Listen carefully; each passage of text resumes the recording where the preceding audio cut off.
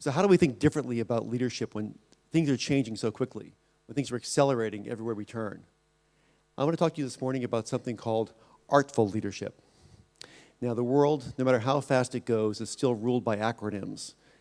And ARTful is not about painting or sculpture or dance, as wonderful as those things may be. But ARTful is about new answers to new challenges. The A is for adaptive capacity. How do we build organizations? How do we build leaders who are comfortable with change and can move in an instant? And because we're moving so quickly, we're going to fall down occasionally, as Astrid just mentioned. So how do we build organizations and leaders who are resilient, who can bounce forward through adversity? And then finally, how do we build high-trust environments? Because the only way you can move quickly and stay on focus, stay on mission, is to have a high level of trust across all your stakeholders. Now, ARTful is the antidote to another acronym. I'm going to go macro for just a moment here. Something called VUCA. Now, VUCA is an acronym developed by the US military after the fall of the Soviet Empire to talk about the new world they were facing without a big single foe, but a lot of disconnected, disaggregated challenges around the world. Now, VUCA, V is for volatile. There's a lot of change going on. You don't need to look very far today to see the volatility out there. It's also very uncertain. It's hard to see where cause and effect are, what's going to happen next. It's complex. There are many layers of relationships and interdependencies that come together to make that future. And figuring out exactly what's connected to whom and where and why is not easy to figure out. And finally, it's ambiguous. Oops. Back, please. It's ambiguous. Ambiguity means things are a little bit fuzzy, both now and in the future. So I'm going to talk to you about how this all comes together in the context of an event that may seem like it has nothing to do with your world, the Boston Marathon bombing response. And I'm going to talk to you about it across 3 time horizons. Again, when I was speaking to people last night, they were talking about 2-second page loads and finding anomalies in milliseconds. So the time frames I'm going to talk to you about will seem almost glacial. 12 seconds, 22 minutes, and 102 hours. Dateline Boston, April 15th, 2013. It's 2:49 in the afternoon. It's a beautiful day in Boston. The sun is shining. It's warm enough for spectators to be enjoying watching the race, but not so warm that the runners can't run the race, as we had had the previous year. The elite runners have crossed the finish line, so now it's those people running for personal pride, for raising money for charity. They're being cheered on by families and friends and random strangers who just enjoy this day. It is a glorious day in Boston because this is an event where there is no other to root against. You're only rooting for. And then, at 2:49 p.m., boom! An explosion rocks the air near the finish line. Smoke billows up. There are screams from runners and spectators. 12 seconds later, about 100 yards up the road, boom! It happens again. And that's when we saw the shift. You see, because almost all the leaders I spoke to, and I spoke to quite a number of them since Boston's my hometown and I knew quite a number of them, when that first explosion happened, they assumed it was benign. A propane tank at a food cart, perhaps an underground electrical explosion because we had had some of those. But when they heard that second explosion, that's when they realized these were bad guys. It was a terror attack. Some thought London, some thought Mumbai, but they all thought things have changed and we've got to change with them. This was about leading to an optimized adaptive capacity. So what happened then? What we saw was a system optimized for flow, not control. Nobody stood around waiting to be told what to do. People jumped into action. And not just the first responders. They had trained this. They actually had trained almost this exact scenario 2 years prior. So they knew what to do. But volunteers who were working the race, they started carrying the injured to safety. Bystanders applied tourniquets to stop bleeding. One runner crossed the finish line and without breaking stride, ran another 1.5 miles to a hospital to give blood. Information, decisions, and actions flowed. And at a time when you're looking to be able to lead with speed, you've got to have this flow that gives you the adaptive capacity that people know where they're going and what to do. Anticipation will beat reaction. You have to be thinking about what's coming next. And again, we saw that as plans went into place, but even people who had not been drilled in those plans became part of the system, sensed what was coming, and began to move to where they were needed and what they needed to do to make a difference. And always, questions are more important than answers. We've moved from a time when leaders were seen as these sort of mythic, omniscient figures to people who are more about making sense, figuring out what's going on, and figuring out where you have to be next. And that's about asking questions. What are we seeing? What does it mean? What are we missing? Who's not here? Those probing questions help you stay ahead of the curve, because once you're behind it, you never catch up. The next 22 minutes are, to borrow a phrase from Paul Simon, the time of miracle and wonders. Because you see, 3 people were killed instantly when those bombs went off. Nothing could be done for them. But there were 264 wounded, some of them seriously. All of them survived. Over 22 minutes, 264 people were evacuated from the scene, distributed relatively evenly across all the hospitals across Boston, so no one hospital was overwhelmed. Protocols were bent, a few were broken to make this happen, to make it happen fast. All of the wounded survived, and that was an amazing occurrence. This was about resilience. As I mentioned earlier, I define resilience as bouncing forward. Balls bounce back, people have to move forward. Resilience is about seeing hope. It's about seeing your role in a positive future. Having something to do, a role to play, something to engage in to get you moving forward, that's what resilience is all about. And again, we saw that. Bystanders, potentially putting their lives at risk, helped other people, did things they weren't trained to do, but jumped in trying to pull things forward. You know, we heard 2 bombs that day. The assumption was there were more. Because if you think back, there were 4 planes on 9/11. There were 4 bombs in London. There were 4 bombs in Madrid. There was a pattern here. Have something go off, have first responders show up, and then have more bombs to injure them. So people actually thought there were more bombs there, but still they jumped in and saved lives. You have to be able to understand failure. I think perhaps the people in this room could teach the rest of the world a lot about that, and Astrid just mentioned it. The ability to iterate forward, to stumble till you get it right. You can't make people afraid to make a mistake, to try something different, to try something new. Now, interestingly enough, the one thing that failed that day were the IT systems. No offense, guys. It was the electronic medical record systems at the hospitals, consistently across the hospitals. These were some unrelated institutions. Some are part of the same network, some are not. They couldn't cope with the patient inflow. So, again, clinicians did not stand around saying, call the help desk, what do we do? No, they reverted to the analog. A number of people, the unfortunate upside of having had 10 years of long war in Afghanistan and Iraq is you have a lot of people trained in field medicine. They got out the markers and started writing on people's bodies, patient identifiers. Keep them moving, get them into the OR, save lives. Being able to understand what's going to happen and that it's okay to stumble as long as you get up and do it better next time. And what you really need and what we really saw that day, and what you need in your organizations, is people acting as problem solvers, not order takers.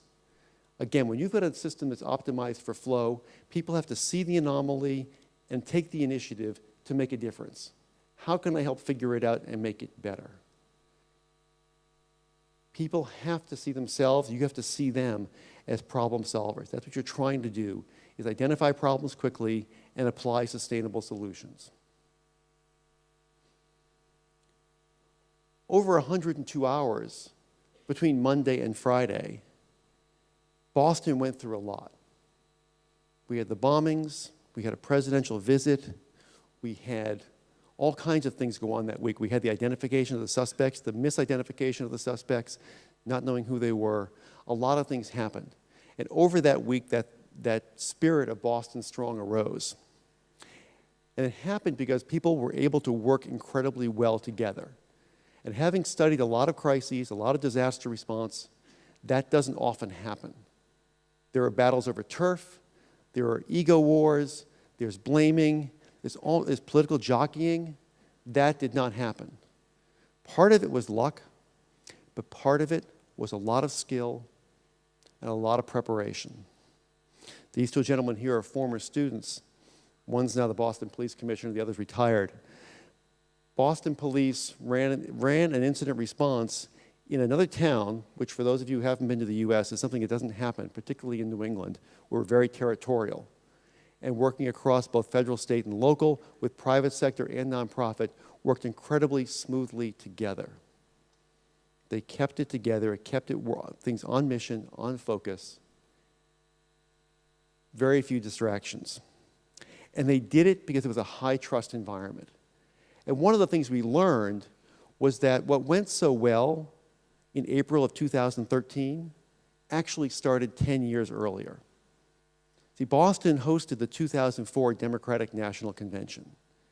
And in preparation for that, it was the first after 9/11 of what became known as National Special Security Events, NSSE, more acronyms.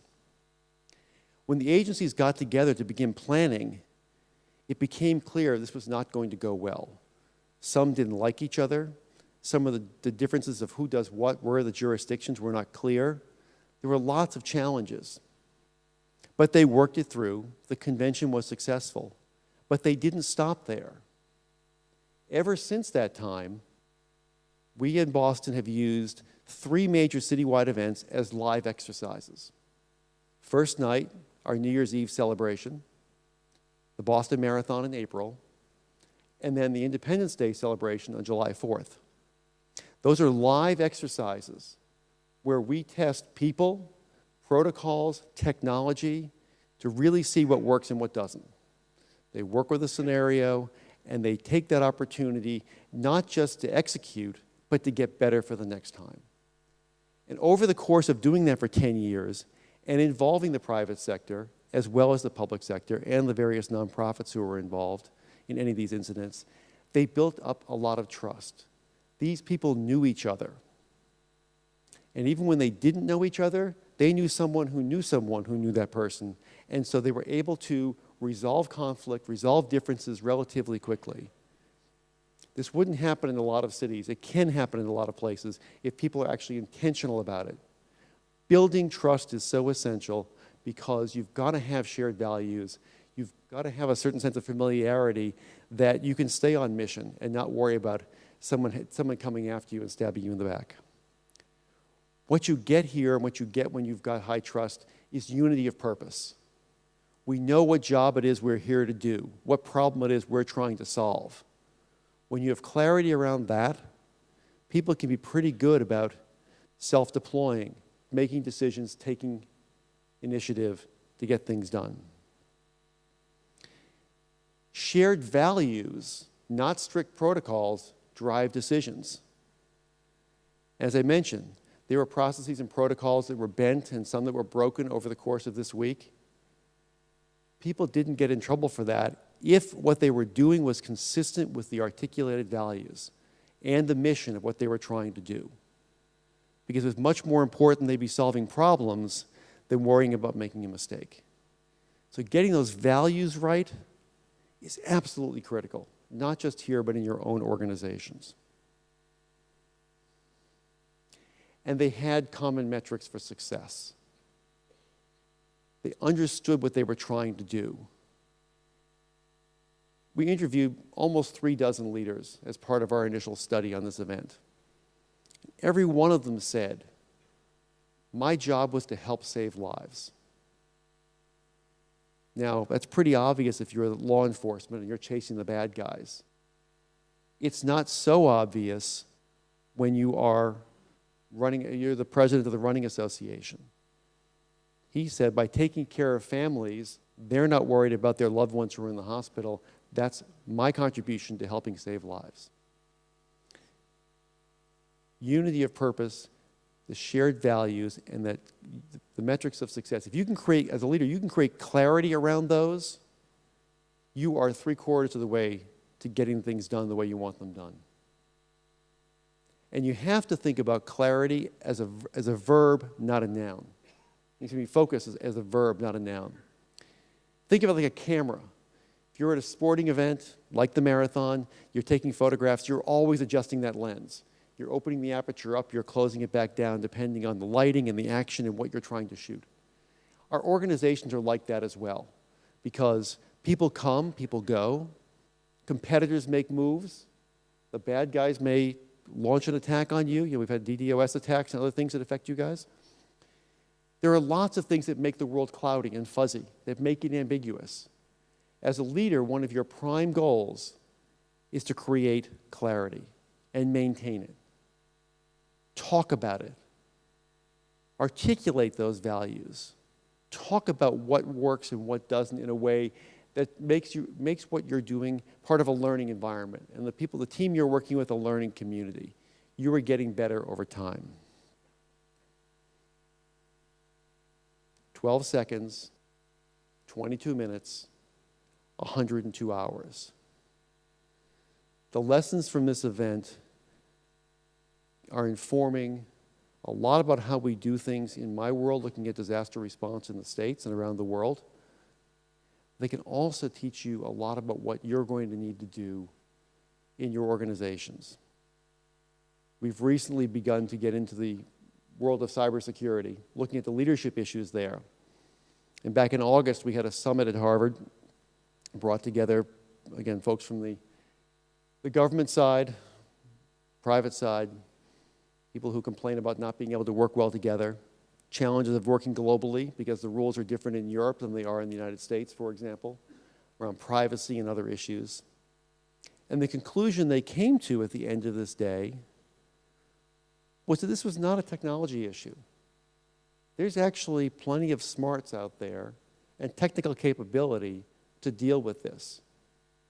If only we can overcome the limitations of being humans and not being able to work very well together. The same principles we articulated here can be applied there. And this is the conclusion they came away with. And we'll be seeing that come forward, hopefully, in new ways, new approaches to both defining the problem and how we respond to it, and how you will respond to it. And so this notion of artful leadership, adaptive capacity, resilience, and trust seems fairly straightforward, but it's a major leap from where we've been. Certainly the industrial age mindset of control, of hierarchies, of assuming that wisdom and customer knowledge and decision-making capacity are rare. That is one of the assumptions that underlies all these heavily control-based systems that we have inherited from the 20th century.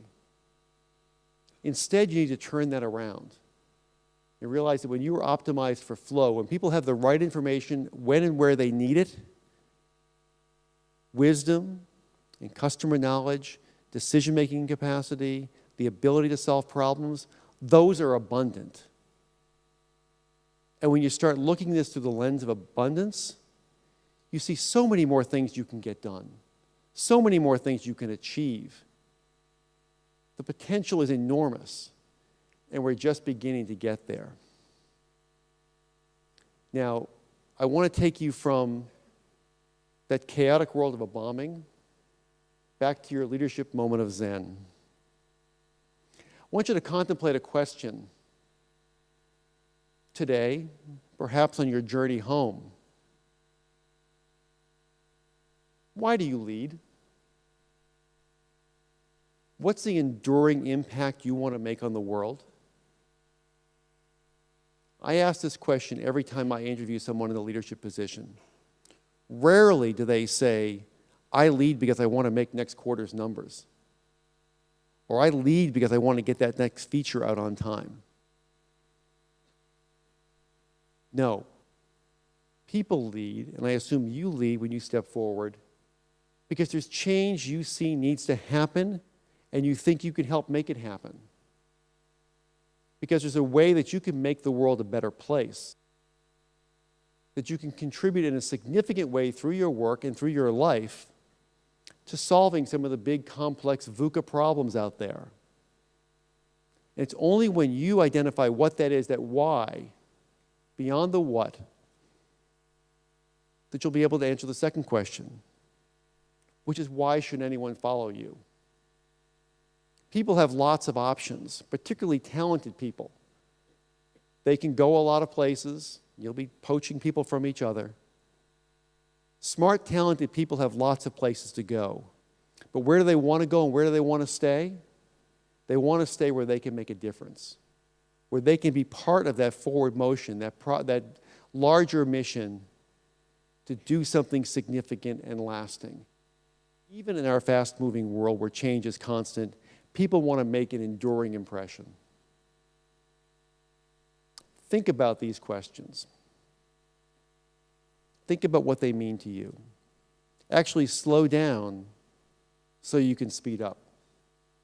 Slow down and make a practice of reflecting on questions like this to keep yourself centered, and amidst all the hurly-burly of trying to get things done, responding to customer requests, saving your boss from him or herself, all the things you do day to day, take time to reflect and think about, what is this larger purpose? Why do you lead?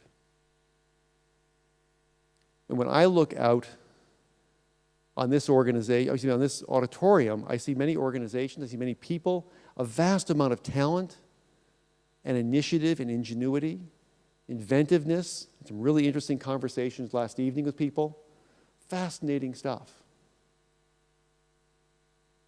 There is so much potential right here in this room, and then by extension back to your organizations, for tackling meaningful problems, for making people's lives better, be it solving the great big problem or relatively minor ones. I want you to try and harness that. I want you to lead artfully as you go forward, and I hope that you will use your superpowers for good. Thank you.